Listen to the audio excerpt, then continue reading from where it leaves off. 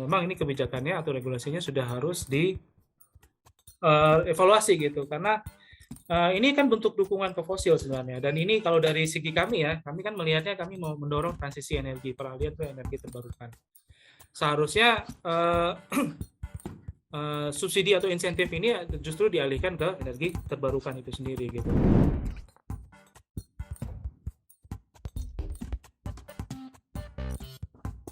Oke, Assalamualaikum warahmatullahi wabarakatuh. Selamat sore, selamat malam, atau selamat pagi karena ini podcast. Jadi kapanpun teman-teman nanti mendengarkan, kembali lagi di podcast Di Atas Meja by ICW.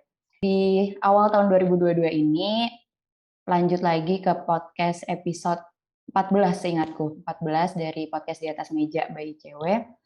Dan hari ini akan membahas soal kebijakan take or pay. Apa itu kebijakan take or pay, aku nggak akan bicara banyak karena nanti narasumbernya akan menceritakan. Hari ini aku akan berbincang sama Mas Deon Arrinaldo, Manajer Program Energi Transformasi dari Institute for Essential Service Reform. Selamat sore, Mas Deon. Halo, selamat sore. Panggilannya Mima nih ya, boleh ya? Iya, iya Oke, Mima. selamat sore Mima, selamat tahun baru. Oke, terima kasih Mas Deon. Gimana kabarnya hari ini? Baik, alhamdulillah di rumah aja ini. Masih situasinya WFH. Tapi ya itu menikmati aja. Iya, betul. Nah, aku sedikit kasih tahu ke Mas Deon karena baru pertama kali jadi tamu podcastnya ICW. Kenapa namanya Di Atas Meja? Sebetulnya karena tagline-nya adalah nggak ada yang dikorupsi dari obrolan ini. Yang dikorupsi biasanya ada di bawah meja. Oke. Oke. Udah, aku nggak mau berlama-lama. Kita akan lanjut aja. Kita akan langsung masuk ke soal pertanyaan tanya jawabnya. Kita akan bahas soal take or pay. Satu kebijakan yang sebetulnya kalau dicari di media mudah sih untuk menemukan apa penjelasannya take or pay, tapi mungkin banyak masyarakat yang juga belum tahu. Satu kebijakan yang punya dampak ke tenaga listrik di Indonesia yang tentunya juga sebetulnya isu ini dekat dengan masyarakat karena setiap dari kita pasti pakai listrik dari PLN. Nah, pertanyaan pertama adalah sebetulnya kebijakan take or pay itu apa sih, Mas Dewan? Oke, jadi ini bahasnya take or pay di pembangkitan listrik ya. Jadi kita lihat take or pay ini apa? Kan ini bahasa Inggris nih. Take or pay gitu. Lu ambil atau lu bayar gitu kan, sederhananya gitu. Jadi ini sederhananya, simpelnya adalah biasanya itu adalah perjanjian jual beli ya. Kalau listrik itu kan PLN nggak hanya produksi sendiri, tapi dia juga membeli listrik dari pembangkit listrik swasta. Biasanya kita nyebutnya IPP, Independent Power Producer gitu. Nah, dalam perjanjian jual beli listrik dengan IPP ini ada klausul yang take or pay tadi, di mana si PLN itu akan membeli listrik dengan jumlah tertentu yang sudah dijanjikan, ditulis ya di kontraknya tentunya. Tapi kalau si PLN gagal untuk membeli listrik itu, jadi listrik ini kan dibangkitkan itu harus masuk ke jaringan PLN nih. Nah, kalau ada sesuatu yang menyebabkan si listrik yang dibangkitkan oleh pembangkit listrik swasta ini nggak bisa dievakuasi oleh PLN atau diambil oleh PLN, maka si PLN tetap membayar sesuai dengan perjanjian yang sudah disepakati di kontrak tersebut gitu. Jadi misalnya biasanya sih dia patokannya ini agak teknis ya, pada capacity factor atau availability factor dari pembangkit listriknya. Tapi sederhananya gini, kalau si IPP bilang sama PLN udah sepakat belinya 80 gigawatt hour gitu ya, selama sekian waktu gitu. Nah, si PLN cuma bisa suatu waktu belinya cuma 78 gitu. Nah, dia tetap bayar 80 gitu, 80 gigawatt hour. Si PLN tetap bayar 80 gigawatt ke si IPP-nya. Nah, kalau misalnya sesuai, tentunya nggak ada bayarnya sesuai ya dengan listrik yang sudah disepakati. Kurang lebih seperti itu sih, mudah-mudahan menjelaskannya. Oke, berarti memang dipakai atau tidak, dibutuhkan atau tidak, ketika perjanjiannya sudah menyebut satu angka gitu untuk membeli listriknya, ya berarti itu yang tetap harus dibayar gitu ya. Nah, soal kebijakan ini sebetulnya PLN udah memberlakukan dari kapan? Sejak kapan PLN menggunakan kebijakan take or pay? Wah, ini ada cerita sejarahnya nih. Oke, Boleh agak panjang silakan, nggak nih? silakan. Boleh. Ya, sebenarnya sih ada dua ya. Seingat saya ada dua regulasi utama ya menyebabkan take or pay ini berlaku gitu di Indonesia.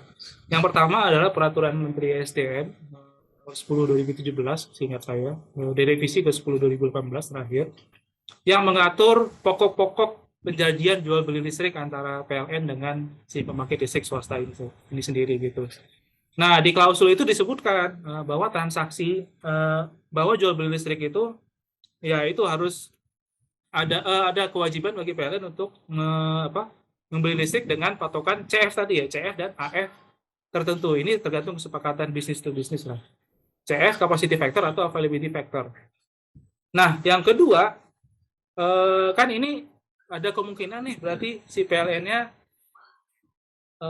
apa ya gagal bayar gitu ya karena kan dia sebenarnya nggak butuh listriknya tapi dia harus bayar segitu terus yang dia jual kan memang nggak dia nggak bisa ngambil karena memang nggak bisa jual gitu kan jadi artinya mungkin ada loss di sini dari PLN sehingga eh, ada garansi sebenarnya dan garansi ini dikeluarkan oleh Kementerian Keuangan gitu. Nah saya lupa peraturannya apa agak udah lama banget itu peraturannya dari tahun 2000-an awal sebenarnya sudah ada.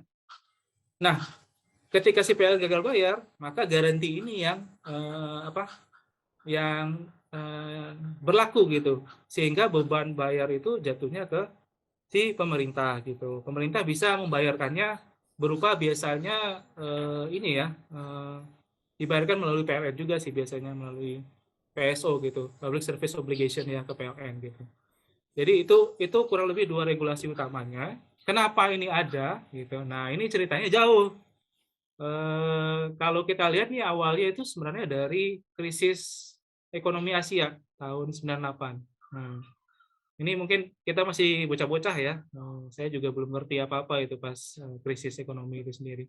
Jadi tahun 98 itu ada krisis ekonomi, itu ekonominya goyah ya, semua devaluasi rupiah dan sebagainya. Ada krisis juga ternyata di pembangkitan listrik itu sendiri. Si PLN yang biasanya bangun pembangkit sendiri, itu dia mau nggak mau harus dia kesulitan untuk membangun pembangkit berikutnya. Kenapa? Karena itu tadi devaluasi rupiah, kontraknya tiba-tiba jadi mahal karena kontraknya dalam dolar ya. Sehingga ada krisis finansial dari PLN. Jadi PLN sekarang tuh krisis finansial itu udah nggak yang pertama, dulu-dulu juga udah pernah gitu. Udah Nah, panjang ya ceritanya. iya udah panjang ceritanya. Nah, ketika itu mau nggak mau harus ada yang bangun dong pembangkit listrik karena kan pertumbuhan listrik juga walaupun awal-awal krisis itu melambat gitu ya, melambat, tapi ketika 2004 ke atas sudah mulai naik gitu. Nah, mulailah itu ada ceritanya juga terkait undang-undang ketenaga listrikan dan sebagainya. Intinya adalah si PLN sudah boleh membeli listrik dari pembangkit swasta sejak itu gitu. Boleh dibilang sederhananya seperti itu. Nah, untuk menarik investasi si swasta ini, salah satu skema yang ditawarkan itu adalah si take or pay ini. Jadi kan ibaratnya ini ada jaminan ya dari negara gitu untuk membeli listrik sehingga yang mau jualan listrik ya jadinya lebih tertarik dong gitu loh ya kayak kayak saya gitu jualan minuman apa gitu ya oh saya punya partner yang pasti membeli 80% dari produksi saya gitu ya pasti senang aja gitu kan resikonya udah nihil gitu boleh dibilang karena udah pasti dibeli gitu nah skema itu muncul di tahun 2000-an awal, berkembang dari awalnya itu peraturan Menteri Keuangan, dan sampai sekarang masih diadopsi gitu untuk pembangkit-pembangkit berikutnya. Singkatnya sih seperti itu. Awalnya gara-gara itu, tapi ya boleh dibilang keterusan lah gitu. Akhirnya ya ini kan boleh dibilang insentif subsidi ya, boleh dibilang langsung kepada swasta dan ini kepada PLTU khususnya dan ini ya keterusan aja kalau saya bilang gitu memang. Udah panjang ya dari 98 kemudian ke 2000. Nah, tapi kalau mungkin yang baru-baru membaca gitu, aku juga baru-baru membaca sekarang, pemberitaannya itu kan cenderung negatif ya. Dalam artian take or pay membuat PLN rugi, kemudian take or pay adalah biang kerugian PLN gitu, selalu rugi dan intinya negatif. Sebetulnya apa aja sih potensi kerugian yang ada ketika PLN pakai kebijakan ini dan mempertahankan kebijakan ini? Ya, ini balik lagi ke esensi kebijakan. Ketika itu dikeluarkan, itu adalah untuk menarik investasi pembangkit, gitu ya. Yang mana kalau sekarang situasinya kebalik. Si PLN malah pengen pembangkit-pembangkit yang mereka udah ada kontrak, ya jangan dibangun dulu lah, gitu. Ngomong sekarang oversupply gitu, mereka kesulitan jual listrik gitu ya. Nah, tapi di saat yang bersamaan kan pembangkit yang lain udah mau dibangun, yang lama ini tetap harus dibayar gitu ya. Nah, itulah di sana kenapa orang nyebutnya oh ini potensi kerugian dan sebagainya. Ini memang boleh dibilang ya kebijakan lama yang nggak dievaluasi lagi gitu. Apalagi kan kalau sekarang kita ngomongnya nggak hanya oversupply dan ini ya, tapi kita juga bilang bahwa ya PLTU itu udah nggak zamannya lagi, itu udah banyak negatifnya lah gitu ya. Dan sudah dari segi krisis iklim pun itu sudah jadi musuh utama dunia gitu boleh dibilang. Sehingga udah saatnya harusnya dikurangin gitu. Sehingga harusnya sih kebijakan ini juga harusnya direvisit gitu. Cuman ya memang ada kesulitan tentunya kan ini ada faktor legal ya, kontrak yang sudah disepakati jauh-jauh hari, tantangannya ada jaminan negara dan sebagainya. Jadi cukup kompleks sih untuk mengurai permasalahannya. Oke, tadi aku mau bertanya soal kenapa akhirnya dipertahankan, tapi tadi kan kompleks ya. Nah, mungkin Hmm. pertanyaannya sedikit bergeser. Ada nggak upaya sebetulnya untuk merevisi atau mengevaluasi kebijakan ini yang udah lebih 20 tahun ya, kalau dihitung dari awal 2000-an, udah 20 Hmm. tahunan kebijakannya, ada upaya untuk evaluasi dan revisi nggak? Sejauh ini sih dari yang dipropos sejauh ini ya saya lihat ya perkembangan 2021 sampai awal 2022 ini belum ada yang ke arah sana gitu karena memang kayaknya fokusnya lebih ke eh, ini ya pembangkit listrik yang mau masuk ini nih yang, yang mungkin bisa secara legal ya apalagi kalau terutama yang belum ada kontrak tentunya masih bisa ada kemungkinan lebih besar lah untuk ditunda atau dibatalkan gitu. Nah untuk yang lama ini memang eh, belum ada ya sejauh ini pembicaraan ke arah sana. Walaupun memang kalau dari kami sih ISL sendiri melihatnya harusnya ada mulai arah ke sana gitu ya. Membicarakan ini kenapa? Karena kita lihat peran pembangkit fosil terutama PLTU itu harusnya dikurangi gitu. Kalau misalnya pembangkitnya nggak bisa dikeluarin ya harusnya listriknya yang dihasilkan dari PLTU-nya yang dikurangin gitu secara bertahap. Kalau misalnya kita kesulitan ya untuk tiba-tiba berhentiin sekian gitu, ya udah dikurangin aja bertahap. Sehingga harus ada negosiasi dan sebagainya ke depannya. Ini juga tujuannya adalah untuk membuat ruangan untuk integrasi energi terbarukan juga karena sekarang memang ya itu oversupply nggak ada ruangan bagi energi terbarukan untuk masuk gitu sih kurang lebih. Terus gimana dengan kondisi proyek 35.000 megawatt? Maksudnya sekarang aja udah oversupply. Terus apakah sih yang Hmm. 35.000 megawatt ini juga akan pakai skema take or pay atau gimana? Ya, ini saya kurang tahu persisnya seperti apa, tapi pada dasarnya selama peraturan Menteri SDM yang tadi saya sebut ya 10/2018 itu belum direvisi ya harusnya masih ada gitu kontrak ini. Karena itu kan standar, ini kan peraturan itu mengatur standar perjanjian jual beli listrik gitu. Apa aja yang harusnya ada di dalam gitu. Jadi kalau peraturannya aja udah bilang ada klausul terkait itu ya artinya ya harus lanjut gitu ya. Sepemahaman saya sih harusnya seperti itu. Gitu. Jadi Oke. mungkin ya harus dari sana juga dan mungkin dari Kementerian Keuangan juga harus ikut-ikutan juga ya. Karena ini ada kaitannya dengan kemampuan fiskal dan peraturan Menteri Keuangan yang juga harus direvisi juga gitu. Benar. Tadi yang soal Hmm. guaranti itu juga dari Kementerian Keuangan ya. Benar. Jadi Jadi itu prosesnya agak ini. PLN sebenarnya ngajuin Kementerian Keuangan untuk memberikan garansi itu ke si satu proyek tertentu ya. Belum tentu ini sebelum proyeknya ditenderkan itu PLN ajukan. Saya mau bangun pembangkit di sini, nanti mau ditenderkan, saya butuh garansi untuk menarik investasi. Itu PLN yang ngajuin sebenarnya. Jadi garansi itu bisa jadi bukan dari bisa jadi nggak ada gitu ya, tapi take or pay tetap ada gitu karena itu udah standar PJBL. Garansi itu ya tergantung pengajuan PLN tadi sih. Tapi ya saya rasa sih PLN kenapa nggak mending. Karena itu kan pasti ini ya, kalau ada jaminan itu udah pasti investasinya jauh lebih rendah gitu. Pastinya itu menguntungkan bagi secara tidak langsung ya mungkin secara jangka pendek bagi PLN, tapi yang jangka panjangnya tentunya adalah yang nanti dapat kontraknya gitu ya, udah terjamin gitu jualannya, siapa yang nggak mau gitu. Dibutuhin atau enggak bukan supply demand lagi, butuh atau enggak ya udah tetap dibeli ya. Nah, Ya. soal tadi kan ada sedikit cerita sulit, kompleks, kemudian memang akan susah karena produsen merasa ya sudah ada jaminan untuk menjual barangnya. Tapi kalau Mas Dion sendiri melihat ada nggak sih potensi konflik kepentingan dalam kebijakan ini yang mungkin juga pada akhirnya eh, dekat dengan praktik korupsi karena konflik kepentingan akan dekat dengan korupsi juga gitu yang akhirnya buat si kebijakan ini tetap bertahan. Nah, ini YSL sendiri belum ada apa ya riset khusus ya terkait konflik kepentingan ini karena kami memang fokus lebih ke eh, susunan regulasi kebijakannya kayak apa, dampaknya seperti apa, PLN dan sebagainya. Sehingga saya mungkin nggak bisa banyak komentar sebenarnya terkait ini. Mungkin malah teman-teman di ICW nih yang lebih lebih tahu. Pada dasarnya kan itu konflik kepentingan muncul ketika pemainnya ada ada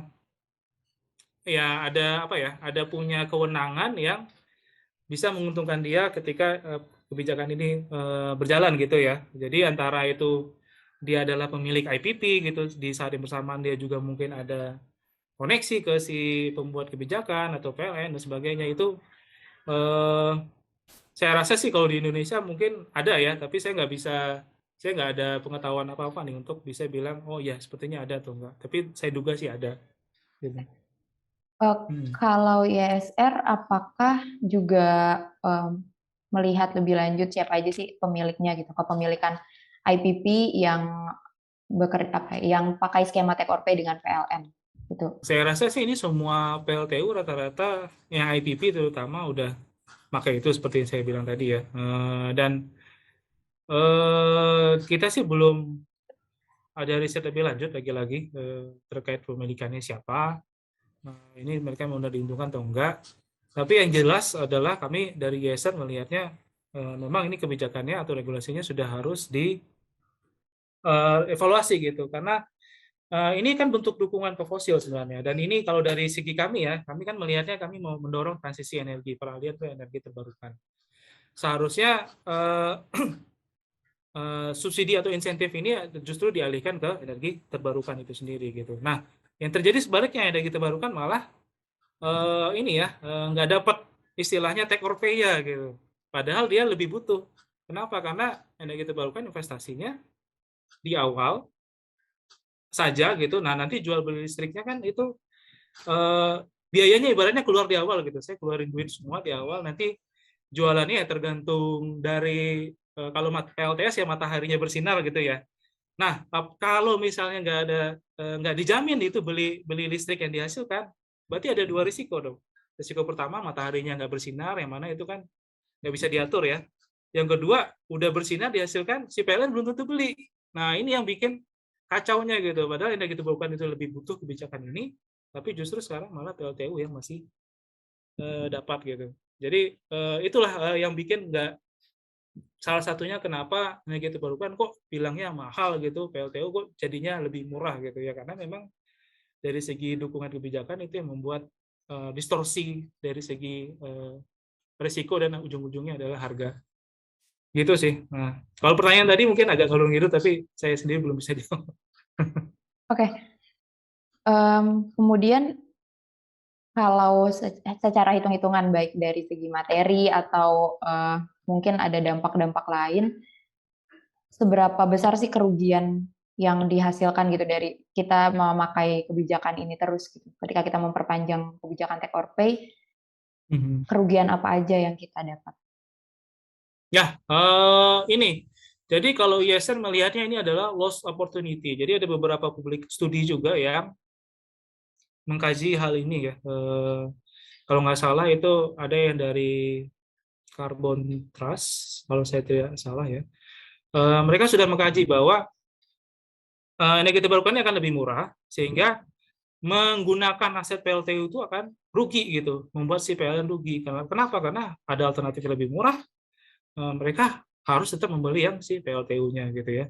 Nah ini istilahnya jatuhnya adalah aset terdampar gitu. Hitung-hitungannya si PLN ini bisa dibilang adalah perusahaan terbesar kedua di dunia setelah NTPC-nya India, kalau saya tidak salah ya, yang punya risiko aset terdampar paling besar di dunia ya. PLN itu sendiri perkiraannya sekitar 15 miliar dolar gitu aset PLTU-nya yang mungkin terdampar gitu. Itu berarti konversi ke rupiahnya sekitar berapa tuh? 20-30 triliun ya. Jadi ini cukup besar dan ya itu dia loss opportunity ketika kita masih ada PLTU yang harus kita bayar karena sesuai kontrak, bisa bersamaan membangun energi terbarukan baru justru menghasilkan listrik yang jauh lebih murah gitu. Artinya kan ini ya kerugiannya di sana gitu. Yang bisa dilihat selisih dari harga PLTU, harga pembangkitan listrik dari PLTU dengan harga alternatifnya yang juga lebih bersih. Jadi ini kita ngomongnya cuman listrik aja ya, dari listrik aja itu udah rugi, belum dari segi dampak-dampak lainnya yang mungkin belum yang belum bisa dihitung dari PLTU, misalnya polusi udara dan sebagainya. Gitu. Mungkin bisa dijelaskan lebih lanjut soal ya nggak apa-apa sih polusi udara, terus misalnya ancaman kesehatan dan lain-lain. Kira-kira itu apa aja sih yang masyarakat perlu tahu kalau kita memperpanjang kebijakan ini, berarti juga memperpanjang penggunaan energi fosil, berarti juga menumpuk dampak buruk gitu. Apa Ya aja benar, tuh itu kira-kira? bisa dibilang ada banyak sih studi lain, bukan IASR yang punya. Ya yang sering dibahas itu biasanya adalah yang studinya Harvard sama Greenpeace ya. Itu dia sudah keluar dengan suatu angka. Mereka melakukan kajian untuk beberapa unit PLTU di Jawa, kalau nggak salah di Suralaya itu. Mereka kaji itu polusi yang dikeluarkan PLTU itu nyebarnya kemana aja gitu di daerah Jawa. Apakah kena daerah padat polusi juga atau tidak? Padat populasi, mohon maaf, juga atau tidak? Yang sekitar PLTU udah pasti inilah ya, udah pasti yang paling pertama terpapar.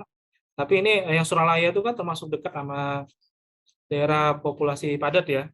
Kan ada kawasan industri di sana, ada yang dekat juga tentunya Jakarta, Tangerang dan sebagainya. Mereka kaji itu dan mereka melihat bahwa ada, saya lupa angka persisnya, tapi immortality rate-nya naik, bahkan kalau nggak salah sampai 6 ribuan ya per tahun. Dan ada kemungkinan risiko-risiko kesehatannya berupa tentunya gangguan pernafasan dan sebagainya. Yang mana ini sebenarnya punya implikasi pada beban keuangan negara juga gitu kan. Ini artinya kesehatan atau kematian ini kan mau nggak mau ada impact-nya pada fasilitas infrastruktur kesehatan yang mana ini sebagian besar juga kan dikelola oleh negara juga gitu. Jadi secara nggak langsung juga punya implikasi ke negara. Nah di sisi lain peraturan-peraturan yang mengatur, mengurangi, memitigasi, setidaknya mengurangi ya dampak itu, mengurangi polusi lah itu sebenarnya sudah ada dari 2019 itu belum terimplementasi setahu saya gitu. Tapi monitoringnya mungkin ada teman-teman ISEL ya mungkin yang lebih monitor. Kenapa saya cukup menduga itu belum terimplementasi karena memang dari yang punyanya sendiri minta keringanan gitu untuk mengontrol polusi yang keluar dari PLTU itu sendiri gitu. Alasannya bisa di Google aja, itu tahun 2020 kalau nggak salah awal pandemi itu, bahkan di Rutia PLN itu yang minta ke DPR ya bahwa ini regulasinya minta tolong ditunda implementasinya. Kenapa? Karena alasannya biaya listrik naik gitu. Biaya listriknya naik, alasannya nanti yang beban rakyat. Padahal kan di satu sisi sebenarnya polusi ini juga ada beban ke rakyat juga, yang mana ini dilihat juga gitu sayangnya. Jadi lagi-lagi itu dari sana itu yang diuntungkan tentunya adalah yang punya PLTU ya, dan yang membeli listrik dari PLTU PLN dan CIPP-nya sendiri. Oke. Gitu sih.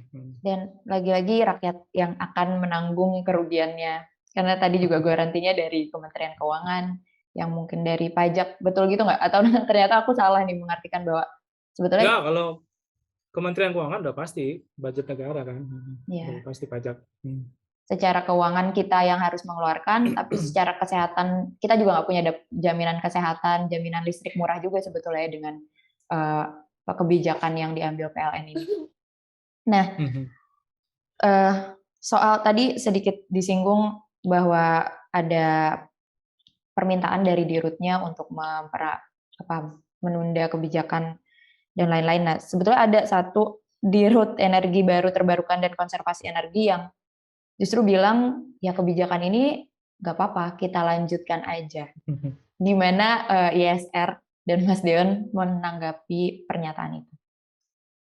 Ya, mungkin ini kita revisit lagi ke Permen SDM tadi yang 10/2018. Sebenarnya aturan PJBL ini tidak hanya untuk PLTU sebenarnya, to be fair ya. Itu juga ada pembangkit lain, termasuk juga pembangkit energi terbarukan yang skalanya besar. Ada pengecualiannya, kalau nggak salah yang hidro kecil, ada biomass, sampah dan sebagainya itu dikecualikan dari PJBL ini. Nah,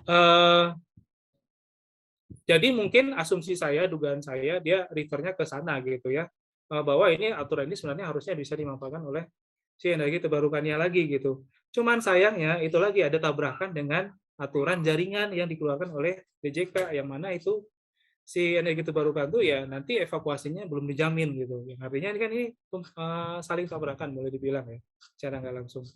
Sehingga dan juga implementasinya di energi terbarukan sejauh ini saya belum melihat apa ya, ada ya, bahkan yang sidrap pun yang di Sulawesi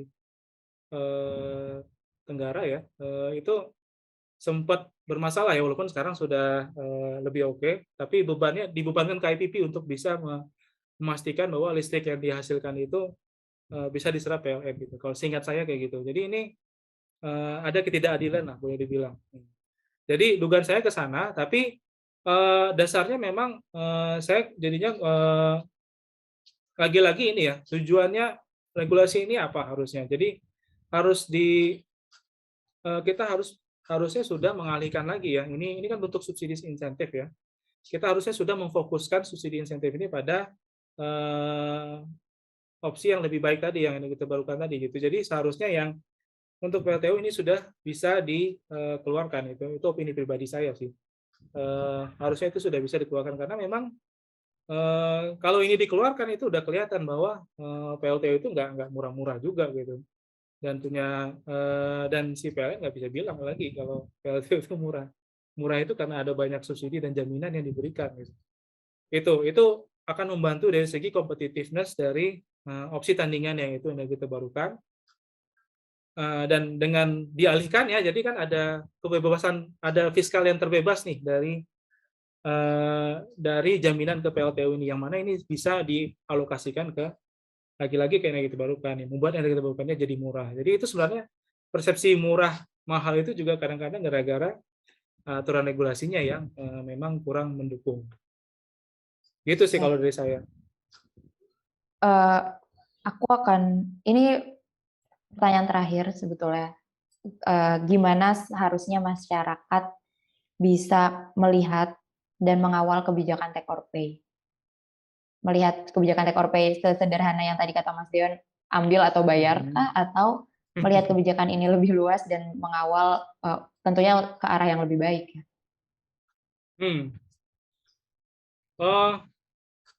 Kalau saya sih lihatnya gini ya, mungkin usulan saya mungkin agak sedikit melenceng tapi nanti nyambung ke pertanyaannya. Jadi sekarang sebenarnya masyarakat punya kesempatan untuk menuntut atau meminta hak untuk menyediakan energinya sendiri gitu. Nah, ini secara tidak langsung akan bentuk protes ya kepada itu ya tadi skema take or pay, PLN, PLTU itu sendiri gitu. Jadi dengan kita menyediakan listrik sendiri yang secara langsung ya tentunya mungkin opsinya bisa mini hydro, mikro hydro ya yang cukup biasanya skala kecil dan bisa dibangun oleh komunitas atau masyarakat gitu, PLTS atap yang tentunya yang lebih sekarang cukup populer, dan juga mungkin ada turbin-turbin kecil juga sekarang. Nah, dengan menyediakan itu sendiri gitu ya, masyarakat sadar bahwa oh ini yang kita bayar itu ya jaminan untuk ya hanya segelintir IPP ya, tapi sebenarnya kita bisa menyediakan energi itu dan manfaatnya dirasakan oleh masyarakat yang lebih luas dengan menyediakan sendiri gitu. Gitu. Nah, itu secara tidak langsung kan akan mengurangi apa ya? Bisa dibilang tidak ada alasan lagi bagi PLN untuk atau bagi yang jualan listrik gitu ya untuk menambah suplai listriknya dengan yang itu tadi ya jaminan beli take or pay dan sebagainya PLTU lagi itu dan sebagainya. Ini butuh protes yang menurut saya yang paling nyata dan bisa langsung keras gitu. Kepada walaupun nggak secara langsung ke take or pay-nya tapi setidaknya ke suplai listrik dari PLTU-nya itu sendiri gitu. Itu sih Oke. kalau dari saya ya mungkin ini sedikit berbeda jadi biar ada opsi lain aja gitu buat dikerjain oleh masyarakat. Hmm. Sedikit Nah, lanjutan, boleh ya, silakan.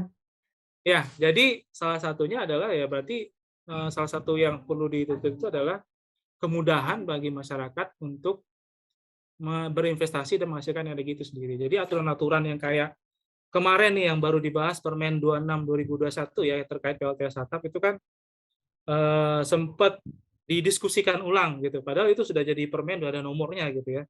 Tapi didiskusikan ulang di Kemenko Perekonomian. Itu kan sebenarnya memudahkan atau memberikan apa ya? Memberikan peluang bagi masyarakat untuk memanfaatkan energi itu sendiri PLTS atap ya dalam kasus ini ya. Karena manfaatnya lebih berasa gitu karena harga jualnya jadi lebih tinggi gitu ya. Nah, harusnya regulasi-regulasi ini masyarakat bisa lebih proaktif untuk menuntut lebih ini ya, lebih ya menuntut lebih lah gitu karena itu saya rasa haknya masyarakat. Kalau kita balik ke konstitusi